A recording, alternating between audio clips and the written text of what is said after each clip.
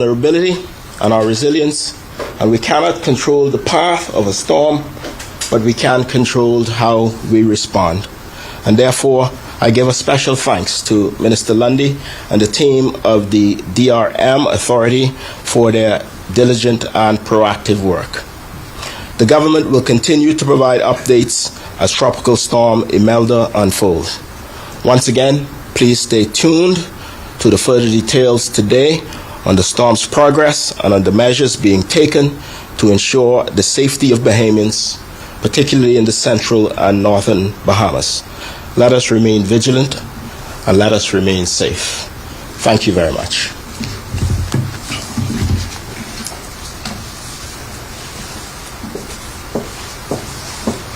Thank you, Acting Prime Minister Cooper. We will now hear from Deputy Director Jeffrey Green of the Bahamas Department of Meteorology, who will bring the latest update on Tropical Storm Imelda. Good afternoon, everyone. The storm at 2 p.m. Became a Tropical Storm Imelda. Tropical storm conditions were expected to be over the central and northwest Bahamas Islands, which includes the islands of Eleuthera, New Providence, Abaco, Andros, Berry Islands, Grand Bahama, San Salvador, Rum Key, Long Island, Exuma and its keys, and Cat Island. Imelda is now located near latitude 23.9 degrees north and 77.3 degrees west. That's about 30 miles southeast of Kemps Bay, Andros, 75 miles north of New Providence, and 135 miles south of South Abaco. The storm is moving towards the north at 7 miles an hour. It is on its present track.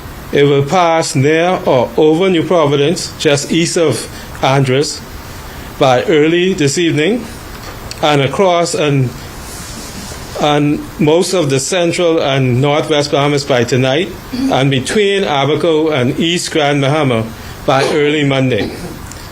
Max sustained winds are now around 40 miles an hour. Imelda is expected to become a hurricane as it leaves the Bahamas late Monday or early Tuesday. Rainfall amounts between 4 to 8 inches, with isolated maximums of up to 10 inches are anticipated through the northwest and central islands.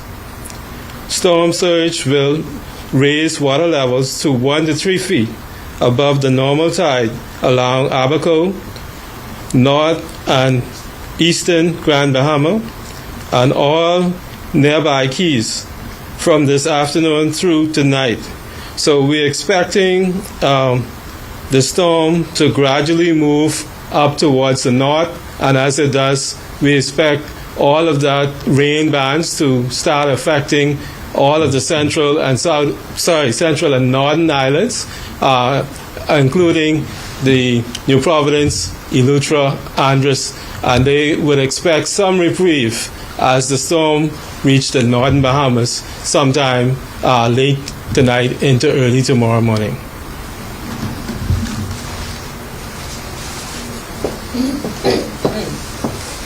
Thank you, Deputy Director Green. And we will now turn over to the Honorable Glenys Hanna Martin, Minister of Education, who will bring updates from her ministry regarding this system. Thank you very much. Good afternoon, everyone, and to all of our people who are watching from across this nation. Acting on the advice of the Department of Meteorology and out of an abundance of caution, the Ministry of Education and Technical and Vocational Training announces the temporary closure of all schools in the following islands on Monday, September 29th, 2025. Grand Bahama, Abaco, including the Keys, Grand Key, Andros, Berry Islands, New Providence, Eleuthera, Exuma and Keys, San Salvador. According to projections from the Department of Meteorology, these islands are expected to experience significant sustained rainfall and localized flooding. In the interest of student and staff safety, the ministry has activated its emergency protocols and suspended school operations in the affected areas. Schools on all other islands are expected to open on Monday, September 29th, 2025. The ministry will continue to monitor weather developments closely and will provide further updates as advised by the Department of Meteorology. Thank you.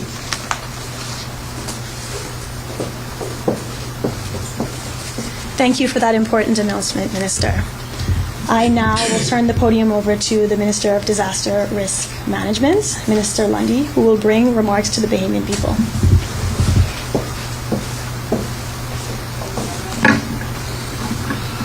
Ladies and gentlemen, good afternoon.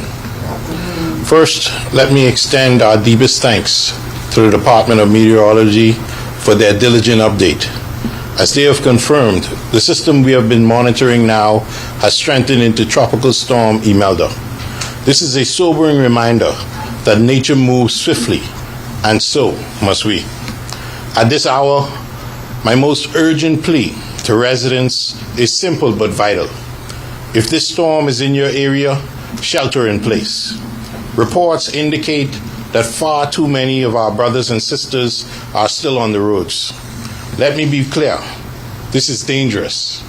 Dangerous for you and dangerous for the first responders who must risk their own safety to protect yours.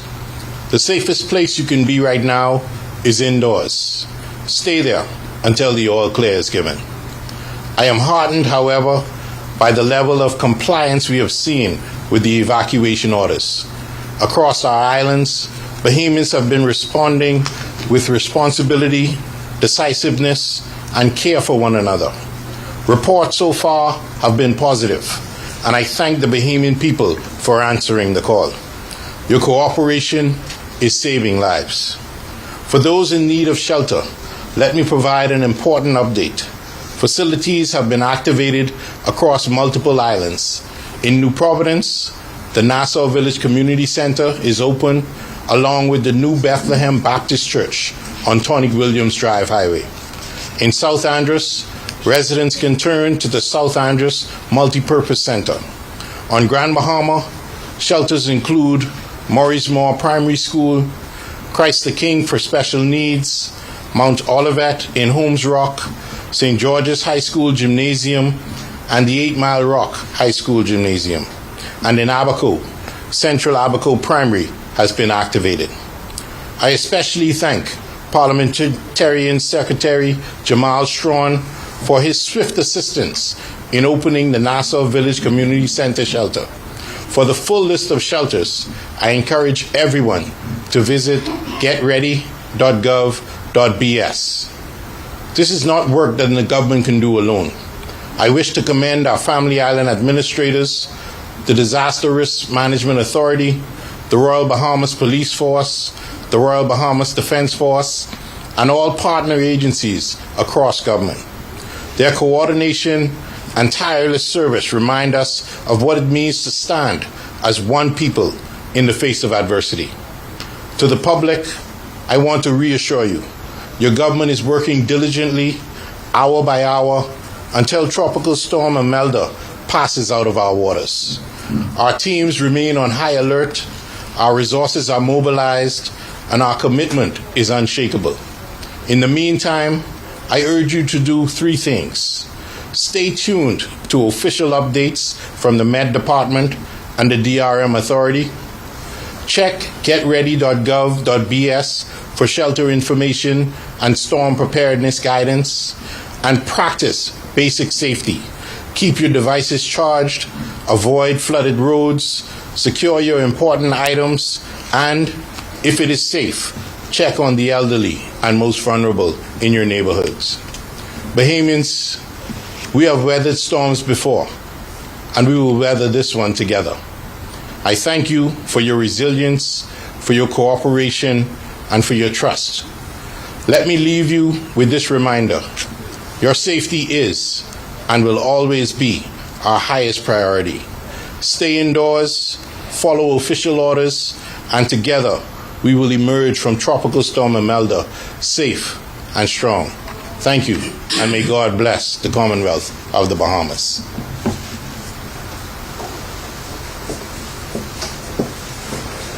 Thank you for those words of reassurance, Minister. And with that, that brings the remarks segment of our press conference to a close. And at this point, I will turn it over to media for Q&A.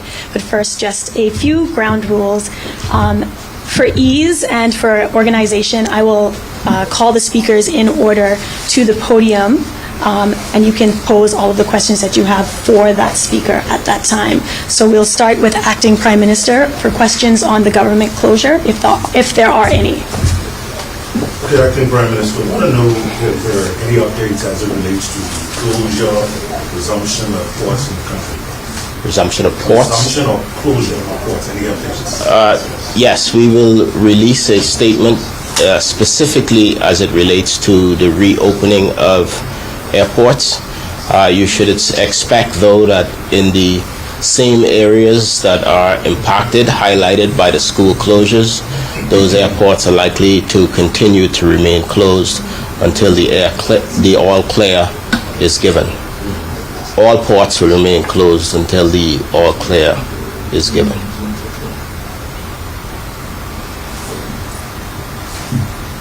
Anything else? Good. Mr. Hannah Martin. Are there any questions for Minister Hannah Martin? Minister, I know the situation is fluid. At what point tomorrow will a determination be made, or can you give us an idea of how the ministry will determine whether school will reopen on Tuesday? We'll be guided by two factors, the Department of Meteorology and local government, from the administrators as the conditions on the ground. And once we have those facts, we'll be able to make decisions in a very timely fashion.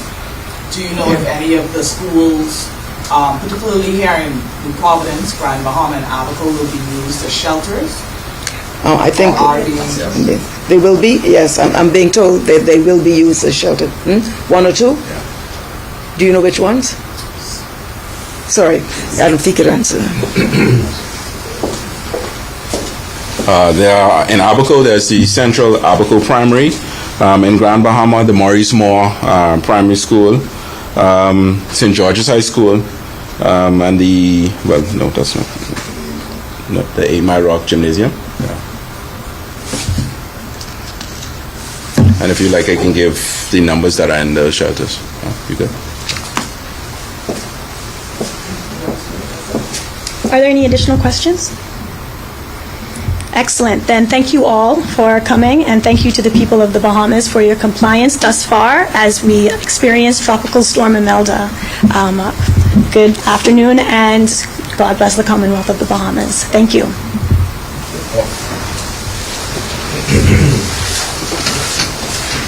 Thank you all very much. Thanks for coming. Thank you. Thank you. All's good. I see you getting some good interviews.